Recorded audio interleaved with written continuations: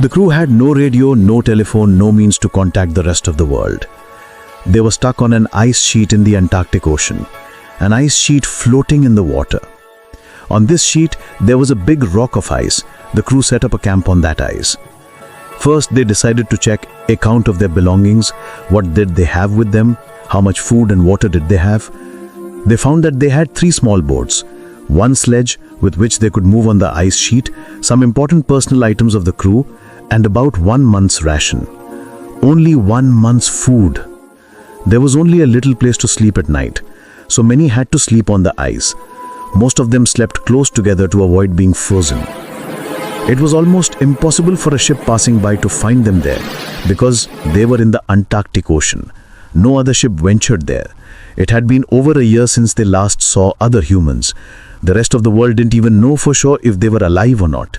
Neither could they send any messages, nor did they expect any help.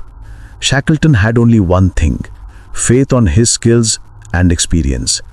But how long could this faith keep him and his crew alive? What would they do once they used up the food? Setting up a camp on the ice was not an infallible solution either, because the ice could break at any time. They needed land. Shackleton ran his calculations and estimations. He believed that the nearest land was the Paulet Island, about 550 kilometers across the icy sea. Island at the tip of Antarctica. Ironically, in 1903, after a Swedish ship got stuck, some rescue gear was left behind on Paulet Island, so that if another ship got stuck in Antarctica in the future, they could rely on this island for rescue. That gear had been bought by Shackleton himself, and 12 years later, Shackleton needed the most. The crew collectively decided to try to go to the Paulet Island, carrying their stuff with them on the sledge. And so, Shackleton ordered that each person was allowed to carry only up to 2 pounds of necessary luggage.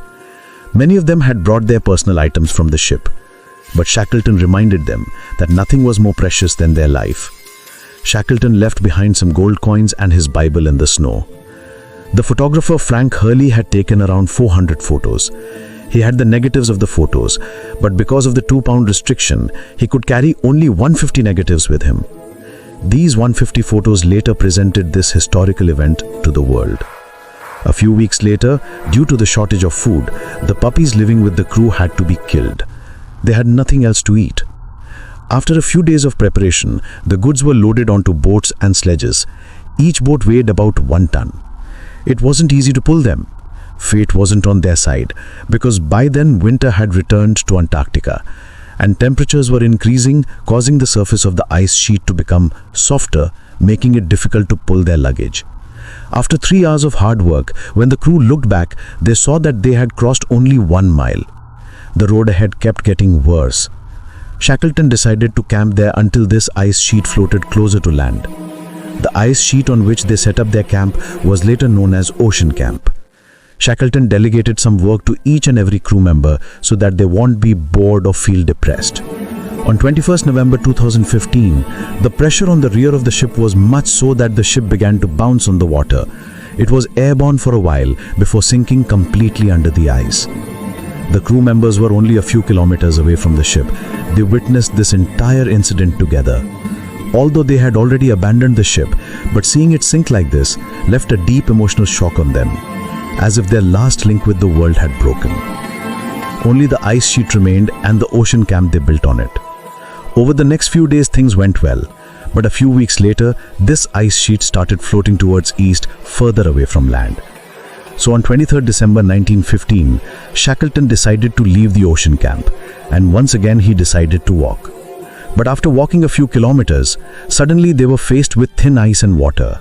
They could neither move forward nor back. Once again they set camp on this ice sheet. Looking at the food shortage, Shackleton put in some strict controls. The crew was given 1 biscuit a day, some diluted milk, some cocoa, and a small amount of high-fat meat paste from the cans they were carrying. Apart from this, the crew started hunting the seals and penguins they could find. In reality, there was a frightening food shortage, but Shackleton would often lie to his crew members about food quantities to keep them motivated. "Don't worry lads, there's enough food to keep us alive." He knew that if they wanted to survive this situation, it would take a long time. As such, the thing they'd need the most would be mental strength. This is true for us too, friends. To overcome most challenges, He shouted, "Wild! There's a ship! Haven't we better light a flare?" Their boss was finally there to rescue them. Shackleton was stunned to see them. All 22 of them were alive. They hadn't given up. After fighting with ice, mountains and oceans for almost 2 years, Shackleton and his crew returned home. When we landed, they welcomed us so heartily that they nearly pushed us into the sea again. It was truly miraculous. Shackleton left with 27 people and returned with all 27 people.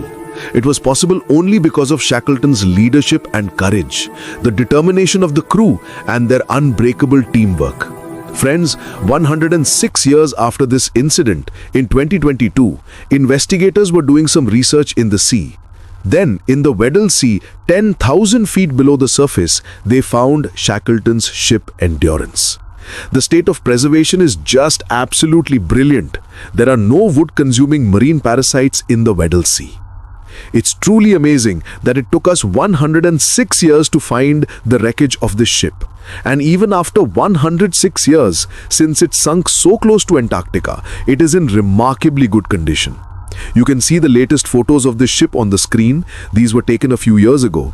And today, if you ever go to South Georgia Island, you will find Shackleton's grave there. He set out to accomplish a historic feat, to be the first man to walk across Antarctica.